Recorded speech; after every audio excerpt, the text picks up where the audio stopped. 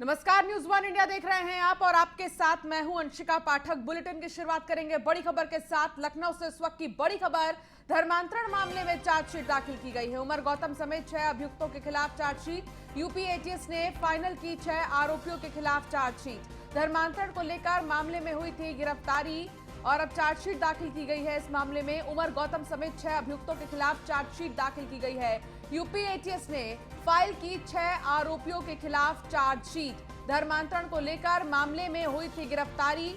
तो वहीं आपको बता दें कि लखनऊ से इस वक्त की ये बड़ी खबर। एसके वाजपेयी हमारे संवाददाता हमारे साथ जुड़ गए। एसके वाजपेयी, क्या जानकारी मिल रही है? धर्मांतरण मामले में चार्जशीट दाखिल की गई है। उमर गौतम समेत 6 अभियुक्तों के खिलाफ चार्जशीट दाखिल की गई। बिल्कुल निश्चित तौर पर, क्योंकि जिस तरीके से एटीएस पूरे मामले की जांच कर रही थी, 6 आरोपियों को गिरफ्तार किया था, जिसमें उमर गौतम प्रमुख तौर था और उसके साथ पूछताछ के बाद यूपी एटीएस की तरफ से 6 लोगों की गिरफ्तारी हुई थी, जिनसे लंबी पूछताछ हुई, कई बार रिमांड ली गई, जिसके बाद कई तथ्य यूपी एटीएस ने इकट्ठे किए थे। उनके आधार पर यूपी एटीएस ने पूरे मामले पर चार्जशीट दाखिल कर दी है। निश्चित है, जिस तरीके से उत्तर प्रदेश में करीब 1000 से ज्यादा लोगों के धर्मांतरण के मामले सामने आए थे, जिसके बाद यूपी एटीएस सक्रिय हुई थी। मुख्यमंत्री योगी आदित्यनाथ ने भी ऐसे लोगों के खिलाफ सख्त एक्शन के निर्देश दिए थे। चलिए एसके वाजपेयी, बहुत शुक्रिया इस तमाम जानकारी के लिए। अब जिस तरीके से देखा जा रहा है, चार्जशीट दाखिल की गई है। उमर गौतम समेत 6 अभियुक्तों के खिलाफ चार्जशीट दाखिल की गई है। खबर बलिया से, जहां बीएसपी महासचिव सतीश चंद्र मिश्रा का बड़ा बयान सामने आया है। बिकरू कांड की जांच पर सतीश मिश्रा ने खड़े किए सवाल। बीएसपी सरकार आने पर दोबारा होगी बिकरू कांड की जांच। यूपी पुलिस मुख्यमंत्री के अंडर में है, ये सतीश चंद्र मिश्रा ने कहा है कि यूपी पुलिस जो है वो मुख्यमंत्री के अंडर में है। तो सतीश चंद्र मिश्रा का यह बड़ा बयान सामने आया है, जिसमें सतीश चंद्र मिश्रा ने बड़ा बयान दे दिया और कहा कि यूपी पुलिस मुख्यमंत्री के अंडर में है। बिकरू कांड की जांच पर सतीश मिश्रा ने बड़ा बयान दिया है। उन्होंने कहा कि बीएसपी की सरकार आने पर दोबारा होगी बिकरू कांड की जांच, क्योंकि उन्हें ऐसा लगता है कि यूपी पुलिस जो है वो मुख्यमंत्री के अंडर में है। तो सतीश चंद्र मिश्रा ने यह बड़ा बयान दे दिया है बिकरू कांड को लेकर और अब उन्होंने बड़ा सवाल भी किया है। सतीश चंद्र मिश्रा लगातार एक्टिव हैं। प्रबुद्ध सम्मेलन में उन्होंने अपने संबोधन में भारतीय जनता पार्टी पर कई बार निशाना साधा है, अलग अलग मुद्दों को लेकर, और अब बिकरू कांड को लेकर भी उन्होंने बड़ा बयान दिया है। एसके वाजपेयी हमारे संवाददाता हमारे साथ जुड़ गए हैं। एसके वाजपेयी, सतीश चंद्र मिश्रा ने बड़ा बयान दिया है। उन्होंने तो सीधा ही ये कह दिया है कि यूपी पुलिस मुख्यमंत्री के अंडर में है। हाँ बिल्कुल निश्चित तौर पर, क्योंकि जिस तरीके से सतीश चंद्र मिश्र लगातार बीएसपी की तरफ से प्रबुद्ध सम्मेलन में शामिल हो रहे हैं। प्रदेश के करीब 35 से ज्यादा जिलों में वो प्रबुद्ध सम्मेलन कर चुके हैं। बलिया में उन्होंने एक बड़ा बयान दिया है, जिसमें उत्तर प्रदेश सरकार के द्वारा गठित न्यायिक आयोग ने बिकरू कांड मामले पर जो पुलिस इनकाउंटर्स हुए थे, जिसमें विकास दुबे समेत 6 लोगों के इनकाउंटर्स थे, उनको क्लीन चिट दे दी है। निश्चित है कि उस पूरे मामले पर सतीश चंद्र मिश्र ने प्रतिक्रिया देते हुए कहा कि यदि बीएसपी की सरकार आती है तो ऐसी स्थिति में बिकरू कांड मामले की जांच होगी। तो कहीं ना कहीं जिस तरीके से ब्राह्मण वोटर्स को लेकर बीएसपी लगातार प्रबुद्ध सम्मेलन कर रही है, बीएसपी महासचिव सतीश चंद्र मिश्र उसका लगातार अगुवाई कर रहे हैं। तो इस तरीके का बयान कहीं ना कहीं ब्राह्मणों को साधने के लिए सतीश चंद्र मिश्र की तरफ से दिया गया है। हालांकि अब देखना ये महत्वपूर्ण होगा कि उनके इस बयान के बाद कितना फायदा उनको 2022 के चुनाव में मिलता है। लेकिन ये निश्चित है कि बीएसपी कोशिश कर रही है कि दलित और मुस्लिम के साथ में बीएसपी को ब्राह्मणों का साथ मिले, जिसको लेकर इस तरीके का बयान सतीश चंद्र मिश्र की तरफ से आया है। जी, लेकिन गैंगस्टर, एक अपराधी, इन सारी चीजों में सपोर्ट करने से क्या साथ मिल पाएगा एसके वाजपेयी? बिल्कुल, ये बड़ा सवाल जरूर है, क्योंकि पूरे मामले पर अगर हम देखें तो कहीं ना कहीं राजनीतिक पार्टियां बसती हुई दिखाई दे रही थी। हालांकि पूरा मामला पॉलिटिसाइज है और जिस तरीके फैजान खान, एसके वाजपेयी हमारे साथ फैजान खान जुड़ गए हैं, बीएसपी के प्रवक्ता। फैजान खान साहब, क्या कहेंगे आप? जिस तरीके से बयान दिया है सतीश चंद्र मिश्रा ने कि यूपी पुलिस जो है वो मुख्यमंत्री के कंट्रोल में है, आखिर ऐसा क्यों लगता है आपको? क्योंकि शुरुआती जांच में आपको ज्ञात होगा कि उसमें निकल के खुद ही यूपी पुलिस ने कहा था कि यूपी पुलिस खुद ही मुखबिरी की थी वहां पे पुलिस के जाने की। ये भी सामने रिपोर्ट में आया, ये सबको ज्ञात है। तो कहीं ना कहीं हमारे राष्ट्रीय महासचिव सतीश चंद्र मिश्रा जी ने इसलिए कहा है कि इसमें हर किसी के मन में एक संकोच है इसको लेकर, तो अगर हमारी सरकार बनती है तो हम पुनः जांच कराएंगे। इसमें विषय क्या है? पुनः जांच से इतना डर क्यों रहे हैं लोग?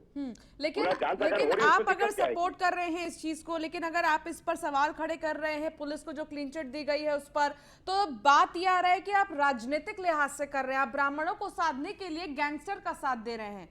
अगर ब्राह्मणों के साधने की बात कहेंगी तो ये भी हो सकता है कि वो इनकाउंटर भी, तो अगर आप कह सकते हैं कि वो फेक रहा होगा, तो अगर क्लीन चिट सुप्रीम कोर्ट ने दे दिया तो हम उसे मान रहे हैं। तभी तो हमारे माननीय राष्ट्रीय महासचिव सतीश चंद्र मिश्रा जी ने इस बात को कहा है कि हमारी सरकार आएगी तो हम पुनः जांच कराएंगे। क्योंकि हमें जो इस पुलिस पे, क्योंकि खुद ही इनके रिपोर्ट्स में आए थे ये बात कि पुलिस ही मुखबिरी की थी पुलिस की जाने की। ये भी आपको मालूम होगा, ये ज्ञात होगा, उस वक्त आया था हमारे, ये बहुत सारे चैनलों में भी आप लोगों ने दिखाया था, और रिपोर्ट में भी है, पुलिस ने रिपोर्ट में भी एसएसपी ने उस वक्त कहा था कि हमारे पुलिस महकमे ने मुखबिरी की थी। लेकिन अब तो जब इसको क्लीन चिट लेकर दे एक दिया बात गया आ रही है, लेकिन फैजान साहब, लेकिन अब जब क्लीन चिट दे दिया गया है और ऐसे में साथ ही तमाम जांच पड़ताल करने के बाद ही ना दिया होगा, तो आप ऐसे में जांच पर सवाल उठाएंगे? नहीं, जांच पर हम तो पुनः जांच की बात कर रहे हैं। हाँ, हम तो पुनः जांच की बात कर रहे हैं। हाँ। तो पुनः जांच में दिक्कत क्या आ रही है इसमें? तो आप अगर क्या पुनः जांच संतुष्ट हम नहीं है कराएंगे तो फिलहाल क्या जो जांच दिक्कत हो रही है? अगर ये सब कुछ ये फेक इनकाउंटर नहीं निकल के आ रहा है, प्योर इनकाउंटर है, पुलिस महकमे का इसमें रोल नहीं है, तो हम पूरा जांच कराएंगे तो सब पे क्लीन चिट मिल जाएगी इन्हें। चलिए ठीक है भाई, फैजान सवाल जी, खड़ा है।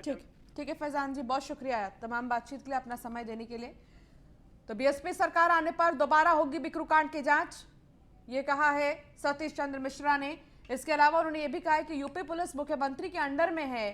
बीएसपी महासचिव सतीश चंद्र मिश्रा का बड़ा बयान सामने आया है जिसमें उन्होंने कहा है कि बिक्रू कांड की जांच पर उन्होंने सवाल तो खड़े किए ही, लेकिन कहा भी कि जो यूपी पुलिस है वो मुख्यमंत्री के अंडर में है।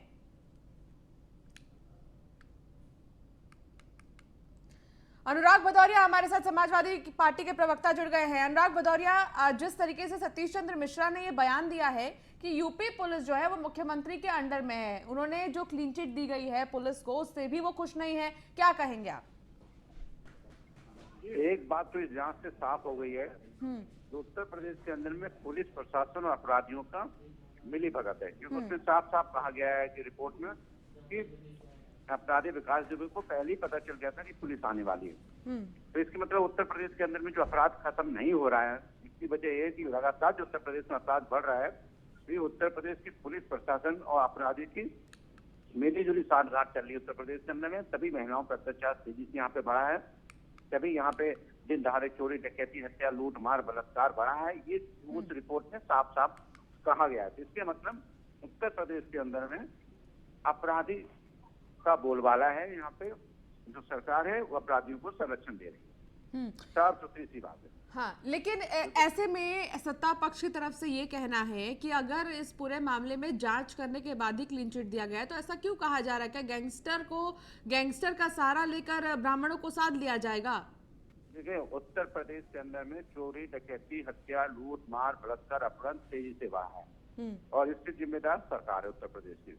और उत्तर प्रदेश की सरकार को आपने देखा होगा कि रिपोर्ट में साफ लिखा है कि पहले से पुलिस की जानकारी हो गई थी। तो कैसे पहले जानकारी हो गई जिसकी ये बताए ना सरकार है। ठीक है, मैं पूछ लेती हूँ। मनीष शुक्ला भी हमारे साथ जुड़ गए हैं, भारतीय जनता पार्टी के प्रवक्ता। मनीष शुक्ला जी, क्या कहेंगे? विपक्षियों का ये कहना है, खास तौर पर सतीश चंद्र मिश्रा का यह बयान सामने आया जिसमें उन्होंने कहा है कि यूपी पुलिस तो मुख्यमंत्री के अंडर में है। देखिए, बहुजन समाज पार्टी के आइकॉन शुरू से अपराधी और माफिया ही रहे हैं। कभी इनके आइकॉन मुख्तार अंसारी रहा करते थे, 2009 से लोकसभा में उनको टिकट थमा दिया। अब इनके आइकॉन विकास दुबे हो रहे हैं। लेकिन जातिवाद की आंधी में बहने वाली बहुजन समाज पार्टी और सतीश चंद्र मिश्रा को ये बताना पड़ेगा कि बिकरू कांड में मारे गए देवेंद्र मिश्रा समेत जो 4 सिपाही और भी ब्राह्मण थे, या थाने में मारे गए संतोष शुक्ला समेत जो 8-10 और ब्राह्मण विकास दुबे ने मारे थे, उनकी चिंता कौन करेगा? क्या अपराधी वोट के लिए इतने नीचे गिरेंगे ये लोग? और न आप अदालत को मानते हैं, न न्यायिक आयोग को मानते हैं, न ही आप किसी प्रकार की जांच को मानते हैं। और ऐसा पहली बार हो रहा है क्या कि मुख्यमंत्री के अंडर में पुलिस होती है? ये कौन सी नई कहानी लेकर ये आए हैं साहब? तो देखिए, जनता सब देखती है, जनता सब समझती है। उत्तर प्रदेश की जनता के आइकॉन ये लोग नहीं हो सकते हैं, जो अपराधी हो, माफिया हो, या ऐसे इसके सहारे जिन्होंने आर्थिक साम्राज्य खड़ा किया हो। और निश्चित रूप से विकास दुबे के पीछे खड़े होने वाले लोगों की भी जांच हो रही है। 27 पुलिस कर्मियों को भी दोषी पाया गया है, जो आईजी के नेतृत्व में दल का गठन हुआ था, जांच दल का गठन हुआ था, उनके ऊपर भी कार्रवाई हम सुनिश्चित करने जा रहे हैं। अनुराग भदौरिया, क्या आप हमारे साथ जुड़े हैं? नहीं, रुक नहीं सकते हैं वो। अनुराग भदौरिया जी से हमारा संपर्क टूट गया है, लेकिन मनीष शुक्ला जी, जिस तरीके से लगातार हम ये देख रहे हैं, चाहे समाजवादी पार्टी हो, चाहे बीएसपी हो या कोई अन्य लोग, हर कोई यही कह रहा है कि इस बार ब्राह्मणों को साधने के लिए तमाम तरीके के हथकंडे भारतीय जनता पार्टी अपना रही है। और ऐसे में ये अब अन्य पार्टियां जिस तरीके के हथकंडे अपना रही हैं, आप इसको किस तरीके से देख रहे हैं? देखिए, भारतीय जनता पार्टी जाति और धर्म के आधार पर राजनीति नहीं करती है। दरअसल कांग्रेस, सपा और बसपा ये एक तरफ तो अल्पसंख्यकों को एक रखने के लिए केवल नाम शब्द प्रयोग करती है मुसलमान, दूसरी तरफ बहुसंख्यकों को जाति में बांटना चाहती है। ब्राह्मण, राजपूत, बनिया, वैश्य, श्रीवास्तव, पटेल। और मेरा इनसे सवाल है कि कभी इन्होंने शिया और सुन्नी सम्मेलन नहीं किया, कभी सैयद और पठान सम्मेलन नहीं किया, कभी सिद्दीकी सम्मेलन नहीं किया, कभी पासमंदा सम्मेलन नहीं किया। यानी एक तरफ एक धर्म के लोगों को एकजुट रखना, दूसरी तरफ बहुसंख्यकों को जाति में विखंडित करना। लेकिन 2014 से ही उत्तर प्रदेश की जनता ने जाति और धर्म के ठेकेदारों को ठुकरा दिया है। और ब्राह्मण कोई वोट बैंक नहीं है। वोट बैंक जिनको जिन जिन जातियों और धर्मों को वोट बैंक बनाया गया है हिंदुस्तान में, आज उनकी दशा क्या है। तो ये लोग जो वोट बैंक बनता है उसका उत्थान कभी नहीं हो सकता। और हमको लगता है कि इनको मुंह की खानी पड़ेगी इस बार। 2019 से ज्यादा खराब स्थिति में लोग जाएंगे, ज्यादा नीचे स्तर पर लोग गिरेंगे। ठीक है मनीष जी, बहुत शुक्रिया इस तमाम बातचीत के लिए। तो बीएसपी सरकार आने पर दोबारा बिक्रू कांड की जांच होगी, ये सतीश चंद्र मिश्रा ने कहा। इसके अलावा उन्होंने ये भी कहा कि यूपी पुलिस मुख्यमंत्री के अंडर में है। तो बीजेपी के राष्ट्रीय अध्यक्ष जेपी नड्डा उत्तराखंड के 2 दिवसीय दौरे पर हैं। विधानसभा चुनाव से पहले नड्डा का यह दौरा बेहद महत्वपूर्ण है। नड्डा संगठन से लेकर सरकार के मंत्रियों की अलग अलग 11 बैठकों में शामिल होंगे। 2 दिन तक चलने वाली इन बैठकों में 2022 के विधानसभा चुनाव की रणनीति पर मंथन हो रहा है। साथ ही संगठनिक बैठकों में नड्डा सैनिकों का सम्मान और सैनिकों से संवाद कार्यक्रम में हिस्सा लेंगे। संतों का आशीर्वाद कार्यक्रमों में भी बीजेपी के राष्ट्रीय अध्यक्ष शिरकत करेंगे। सूत्रों के मुताबिक चुनाव में पार्टी के पक्ष में माहौल बनाने के लिए सभी जिलाध्यक्षों को पूर्व में हुए चुनाव के बागियों को वापसी का अधिकार दिया जा सकता है। तो जेपी नड्डा का मिशन उत्तराखंड, 2 दिवसीय दौरे पर हैं जेपी नड्डा। वहीं बीजेपी राज्यसभा सांसद जयप्रकाश निषाद से न्यूज़ 1 इंडिया ने खास बातचीत की। सुनिए क्या कुछ कहना था। उत्तर प्रदेश में 2022 में विधानसभा होने हैं, उससे पहले जो पार्टियां हैं उन्होंने चुनावी बिगुल फूंक दिया है। हमारे साथ बातचीत करने के लिए मौजूद हैं भारतीय जनता पार्टी से राज्यसभा सांसद जयप्रकाश निषाद जी। सबसे पहले सर आपका बहुत बहुत स्वागत है। निषाद समाज के आप बड़े नेता माने जाते हैं। पूर्वांचल की अगर हम खासतौर पर बात करें तो तमाम विधानसभा सीटों को निषाद समाज के वोटर प्रभावित करते हैं। आपको नई जिम्मेदारी पार्टी की तरफ से मिली है, कैसे देखते हैं 2022 के चुनाव को और क्या कुछ व्यवस्थाएं निषाद समाज के लिए रहेंगी?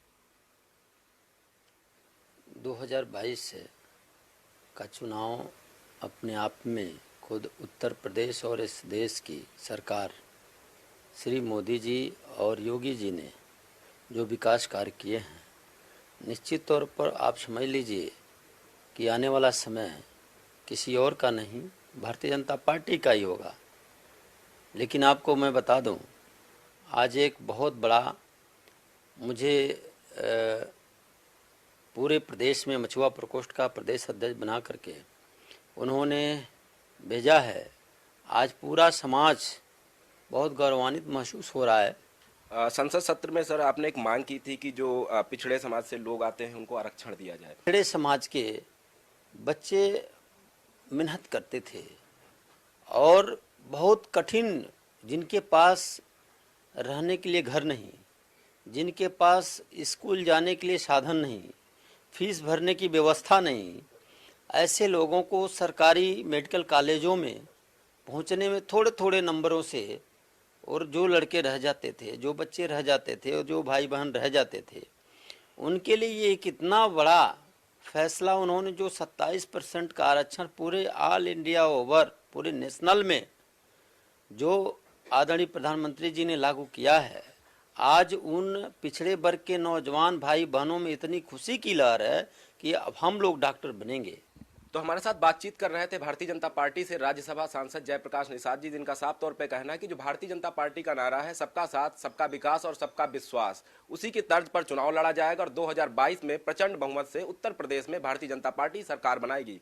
वीडियो जर्नलिस्ट अमित साहनी के साथ नीलेश चौहान, न्यूज़ 1 इंडिया। बुलंदशहर में दिल्ली के डिप्टी सीएम मनीष सिसोदिया ने निजी कार्यक्रम में शिरकत की। सिकंदराबाद गुलावटी रोड पर एक पेट्रोल पंप का उन्होंने उद्घाटन भी किया है और करीब 15 मिनट रुकने के बाद मनीष सिसोदिया दिल्ली के लिए रवाना हो गए। तो तस्वीर आपको दिखा रहे हैं जहां मनीष सिसोदिया डिप्टी सीएम पहुंचे बुलंदशहर के सिकंदराबाद और यहां पर उन्होंने एक पेट्रोल पंप का उद्घाटन भी किया। 15 मिनट 20 मिनट वो रुके और फिर वो यहां से दिल्ली के लिए रवाना हो गए।